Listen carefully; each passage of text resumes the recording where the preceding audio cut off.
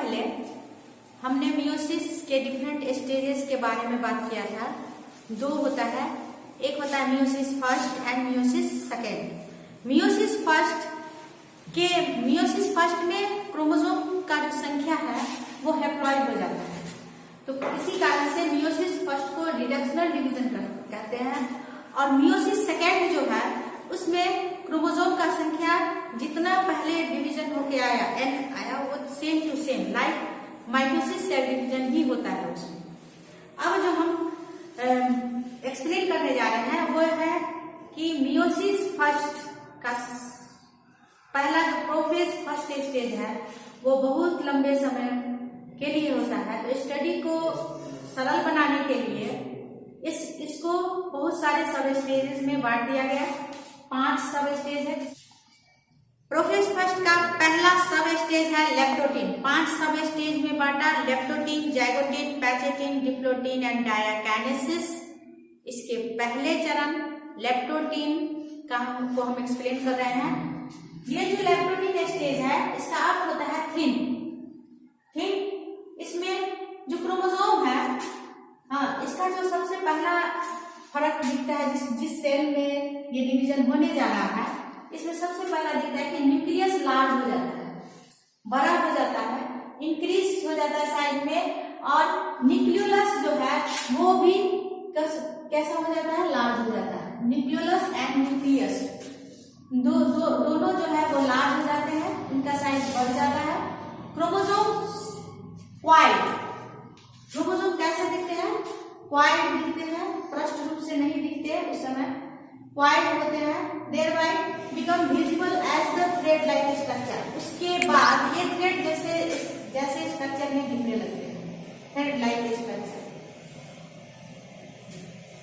Chromosome जो कि आप कैसे दिख रहे हैं, थिन दिख रहे हैं, पतले लंबे धागे की तरह दिख रहे हैं। क्रोमोसोम्स जो है वो डबल स्टैंड, क्रोमोसोम जो है वो डबल स्टैंड के हैं, फिर भी ये कैसे दिखते हैं, सिंगल, क्योंकि ये थिन एंड लॉन्ग है, इसके कारण ये कैसे दिखते रहते हैं, सिंगल दिखते हैं। मगर है क्या, ये डबल है, ये डबल स्टैंडेड है। क्रोमोसोम जो है उसमें लेप्टोटीन अवस्था में इसमें बीडेड स्ट्रक्चर दिखाई पड़ रहा है, देख रहे हैं यहाँ पे बीडेड स्ट्रक्चर दिखाई पड़ रहा है due to the presence of the chromomeres. Chromomeres के प्रेजेंस के कारण ये बीडेड स्ट्रक्चर दिखते हैं। तो क्रोमोसोम जो है वो कैसे दिखते हैं, बीडेड अपीयरेंस होते हैं। बीडेड अपीयरेंस दाना की तरह इस तरह दिख रहे हैं। एंड ड्यू टू किसके कारण, due to the presence of the centromere, centromere के प्रेजेंस के कारण इनका स्ट्रक्चर बीडेड दिखाई पड़ता है। The number of size and the position are constant and identical in the homologous chromosome. अब ये होमोलोगस क्रोमोसोम क्या है, ये होमोलोगस क्रोमोसोम है, मैंने कहा एन सेट स्पर्म से आया और एन सेट जो है फिर किससे आया, मदर से आया। ठीक, ये स्पर्म से आया, ये ओवा से आया, और जब ये आया तो एन प्लस एन, ये दोनों सेट जो है ये फादर का दिया हुआ सेट, ये मदर का दिया हुआ सेट, ये दोनों सेट जो है एक दूसरे के आइडेंटिकल होते हैं। आइडेंटिकल का अर्थ है कि number of centromere and position of gene. जो जीन है, आंख बनाने वाला जीन है या शरीर का जो ऑर्गन बनाने वाला जीन है, नंबर 1 क्रोमोसोम जो मदर से आया है, जो फादर से आया है, दोनों जो है एक दूसरे का क्या होते हैं, होमोलोगस होते हैं, आइडेंटिकल होते हैं। तो जैसे कि हमने देखे यहाँ पे 23 जोड़ा,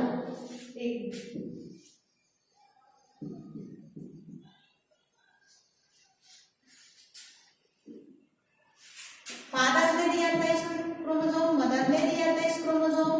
ये 23 क्रोमोसोम जो है वो एक नंबर का क्रोमोसोम, मदर के एक नंबर के क्रोमोसोम का क्या होता है, इन position of centromere and gene loci and position of centromere में क्या होते हैं, वो दोनों सेम होते हैं। इन एनिमल सेल, जो एनिमल सेल है उसमें सेंट्रियोल डिवाइड होता है और ये अपोजिट डायरेक्शन की तरफ बढ़ने लगता है, टुवर्ड्स द अपोजिट पोल, शुरू होता है बढ़ना। यहाँ पूरे प्रोफेज के दौरान ये सेंट्रियोल मूव करते रहेंगे और फाइनली जब प्रोफेज खत्म होगा तब ये दोनों एक दूसरे के अपोजिट में आ जाएंगे। अभी प्रोफेज का लैप्टोटीन स्टेज है, पहला स्टेज है, सब स्टेज है। प्रोफेज फर्स्ट का पहला सब स्टेज लैप्टोटीन। तो इस तरह जो मूवमेंट शुरू हो जाता है। नेक्स्ट, प्रोफेज फर्स्ट का दूसरा सब स्टेज है जाइगोटीन। जाइगोटीन जिसका अर्थ होता है एडजॉइंट। अब फादर ने भी एन सेट क्रोमोसोम दिया, मदर ने भी एन सेट क्रोमोसोम दिया। इसमें जैसे ह्यूमन में 46 क्रोमोसोम है, यानी 23 पेयर्स क्रोमोसोम है। इसमें से 23 क्रोमोसोम जो आया वो सब का नंबर 1 2 3 लाइक दिस सब है। और इसमें भी मदर ने दिया, उसमें भी 23 है। ये एक नंबर का जो क्रोमोसोम है, जो एक नंबर का क्रोमोसोम है जो फादर ने दिया, वो एक नंबर का क्रोमोसोम मदर के एक नंबर के क्रोमोसोम के साथ in the position of centromere, यानी सेंट्रोमियर के पोजीशन में और जीन लोकेशन के पोजीशन में सेम होता है। जीन के लोकेशन में और सेंट्रोमियर के लोकेशन में नंबर 1 क्रोमोसोम का होमोलोगस पेयर है, दूसरा का होमोलोगस पेयर है। और ये जो होमोलोगस पेयर है ये एक नंबर फादर का, एक नंबर मदर का आया हुआ क्रोमोसोम, दोनों आपस में पेयरिंग करते हैं, ज्वाइंट होते हैं। और इसी स्टेज को बोलते हैं हम जाइगोटीन स्टेज। जाइगोटीन स्टेज में जब ये जो पेयरिंग का प्रोसेस है, पेयरिंग ऑफ होमोलोगस क्रोमोसोम, इस प्रोसेस को हम सिनेप्सिस बोलते हैं। ईच पेयर ऑफ क्रोमोसोम जो है, क्योंकि यहाँ पे जब ये एक दूसरे के साथ आते हैं और इस वक्त भी ये इतने मोटे नहीं हुए हैं, तो ये क्या है, ये जो पतले पतले दिख रहे हैं इसके दो धागा दिखते हैं, 1 और 2। इसी कारण इसको क्या बोलते हैं, बाइवैलेंट। तो क्या है, होमोलोगस क्रोमोसोम जो सिनेप्स हुआ इसको बोलते हैं हम बाइवैलेंट। अब बाइवैलेंट बोलते हैं। नेक्स्ट इज कि ये दोनों जो क्रोमोसोम ज्वाइंट हुए, होमोलोगस क्रोमोसोम जो कि हर एक पॉइंट पे क्या करता है, पेयरिंग करता है। हर एक पॉइंट पे इंटायर लेंथ, इसका जितना पूरे लेंथ है, ये दोनों एक दूसरे में क्या होते हैं, उलझ, हर एक पॉइंट पे क्या करते हैं, इंटायर लेंथ में ये एक दूसरे के साथ लिपट जाते हैं। क्रोमोसोम जो है फर्दर क्रोमोसोम का जो प्रोसेस है, चूंकि यह अभी भी प्रोफेज ही चल रहा है, तो प्रोफेज में ये छोटे और मोटे होते रहते हैं, छोटे मोटे। तो ये फर्दर कॉइलिंग और कंडेंसेशन इसका चलता रहता है, जिसके कारण ये छोटे और ज्यादा प्रष्ट रूप से दिखते रहते हैं। न्यूक्लियोलस जो है उसका साइज बढ़ रहा है और इसके साथ ये सेंट्रियोल भी अपोजिट डायरेक्शन की तरफ बढ़ते जा रहा है। और ये है प्रोफेज फर्स्ट का जाइगोटीन स्टेज। अब थर्ड स्टेज है लैप्टोटीन, जाइगोटीन एंड पैचेटिन। अब ये पैचेटिन स्टेज है। पैचेस का अर्थ होता है थिक। यहाँ क्या होता है कि क्रोमोसोम जो कि जाइगोटीन स्टेज में क्या था, बाइवैलेंट थे, 2 धागा दिख रहे थे, बाइवैलेंट स्टेज में दिख रहे थे। अब क्या हुआ, क्रोमोसोम छोटे मोटे होते जा रहे हैं और ज्यादा स्पष्ट हो रहा है। तो एक क्रोमोसोम में 2 क्रोमेटिन है, तो यहाँ 2 क्रोमोसोम साथ में है, तो कितने हो जाएंगे, 4। और ये सिनेप्सिस का जो प्रोसेस है ये फुल्ली कंप्लीट हो चुका है, मतलब पेयरिंग का प्रोसेस समाप्त हो गया है। और अब जो है तो दोनों क्रोमोसोम जो है लेंथ वाइज एक दूसरे से दूर जाने चाहिए, दूर हटने लगते हैं। नाउ इसमें दोनों ईच पेयर जो है नाउ कंसिस्ट ऑफ 4 क्रोमेटिड्स। अब इसमें जो चूंकि छोटे मोटे दिख रहे हैं, तो पहले 2 धागा मात्र दिख रहे थे, अब कितने दिख रहे हैं, 4 दिख रहे हैं। तो अब कितने हुए, 1 2 3 4। इसको बोलते हैं, ये अवस्था को बोलते हैं टेट्राड। नाउ इसके बाद क्या हो जाता है कि non sister chromatid of the tetrad twist, एक दूसरे के साथ क्या करते हैं, ट्विस्ट करते हैं। अब पैचेटिन स्टेज में शुरू हो जाता है क्या कि ये पूरे लेंथ वाइज क्वाइल है एक दूसरे में क्रोमोसोम, ये है होमोलोगस क्रोमोसोम जो कि एक दूसरे के साथ क्या हो गए हैं, क्वाइल है। अब ये क्या होता है कि एक दूसरे से अलग होने लगता है।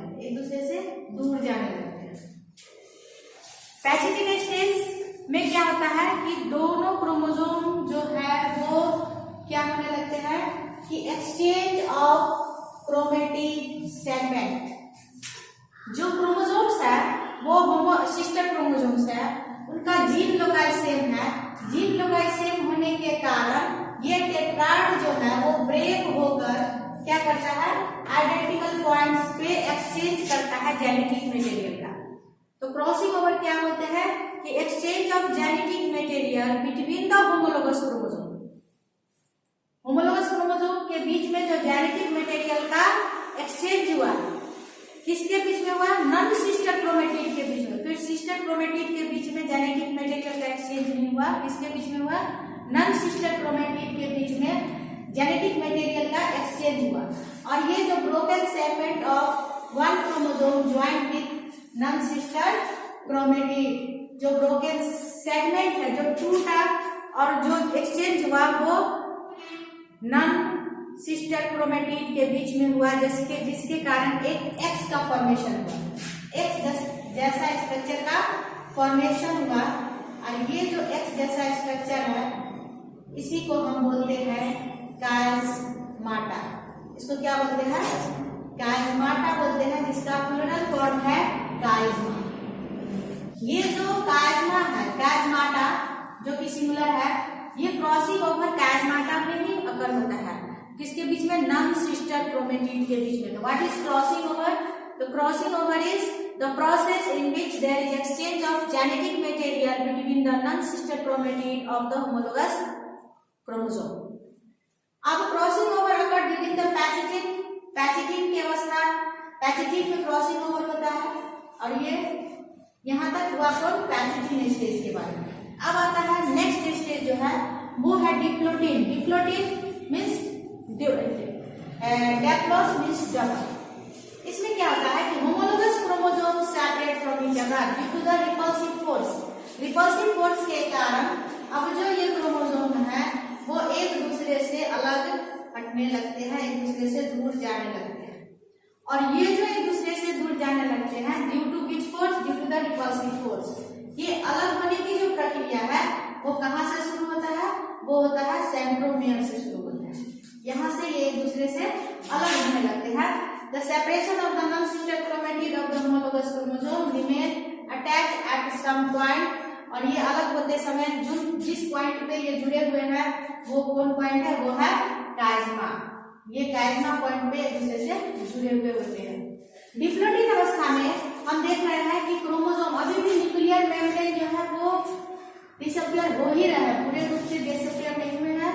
और ये जो सेंट्रियोल है ये अपोजिट पोल्स की तरफ बढ़ रहे हैं। और कोई कोई पॉइंट में जो क्रोमोसोम अलग हो रहे हैं एक दूसरे से, किसी पॉइंट पे जुटे हुए हैं, जो क्या है, जिसको हम बोलते हैं कायस्माटा।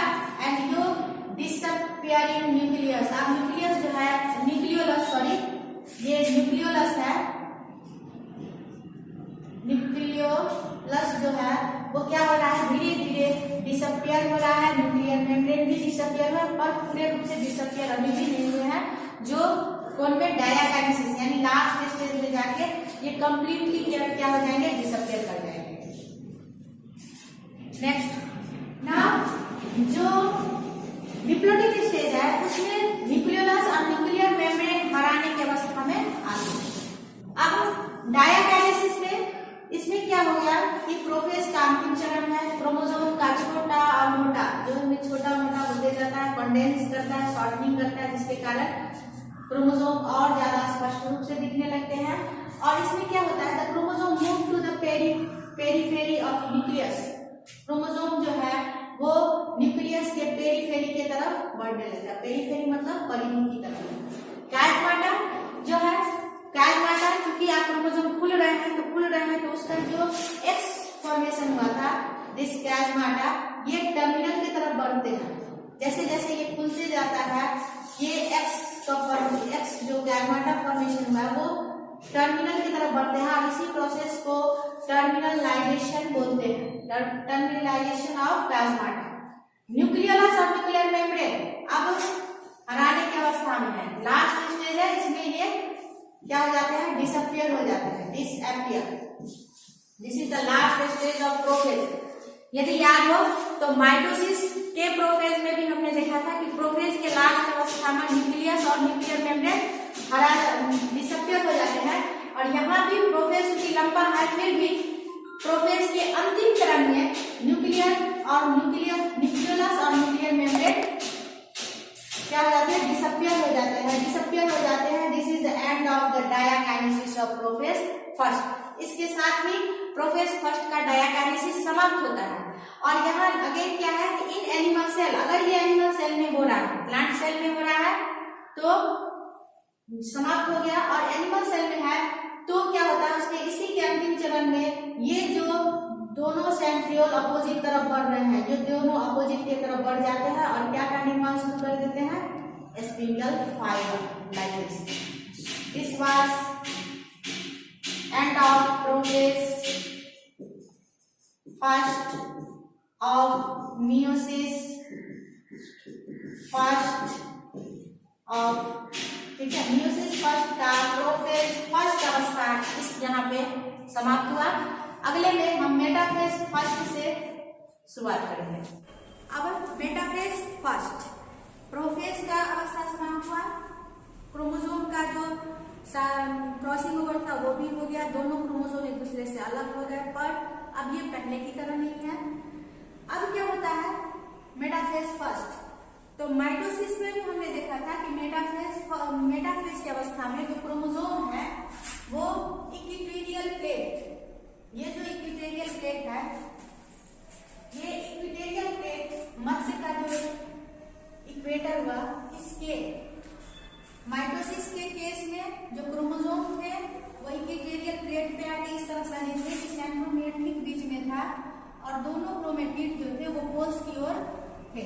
बस यहाँ पे क्या होता है कि क्रोमेटिड जो है ये इक्विटोरियल प्लेट है और ये एक क्रोमोसोम इस साइड ऐसे ये दोनों जो क्रोमेटिड प्लेट है वो किसके तरफ झुके होते हैं, दोनों क्रोमेटिड जो है वो इक्विटोरियल प्लेट की तरफ होते हैं, और ये दूसरा क्रोमोसोम ये दोनों इस तरह से सजे होते हैं। ये ठीक माइटोसिस में ठीक बीच में आके दोनों क्रोमेटिड अलग अलग हो जाते हैं, क्योंकि उसके एनाफेज में इसका डिवीजन होता है, यहाँ इसका डिवीजन नहीं होता।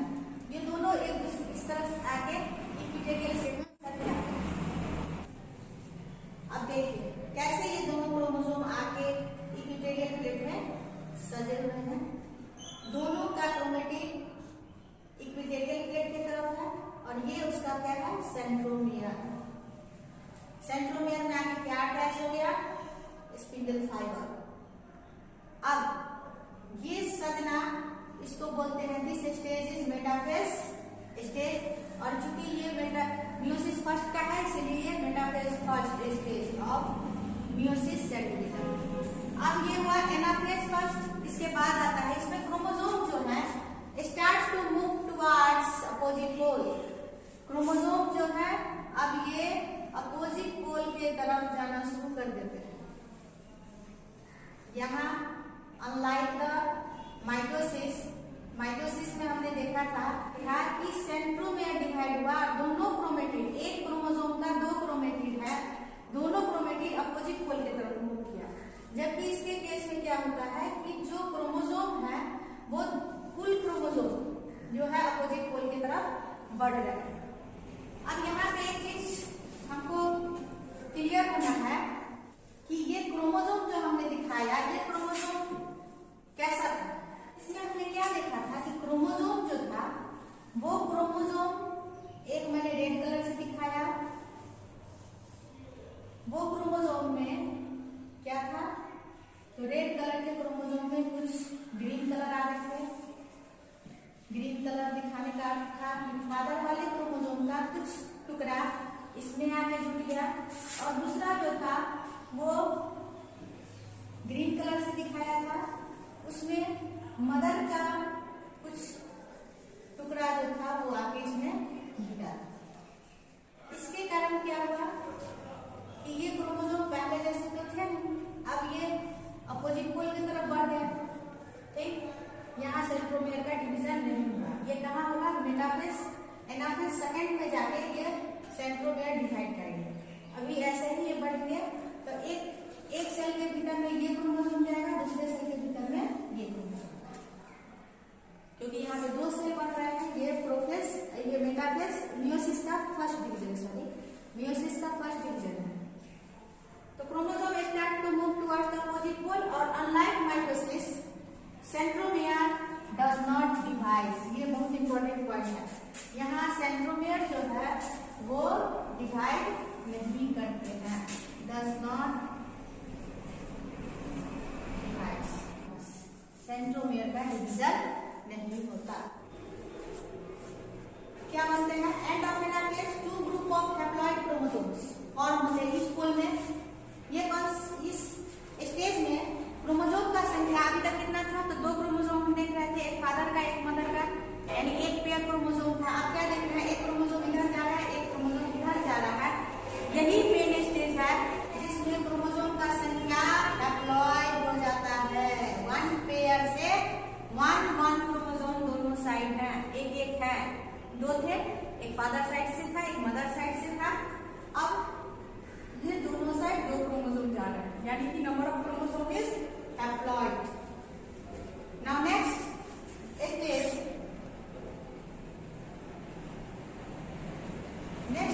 जो है वो है टेलोफेज।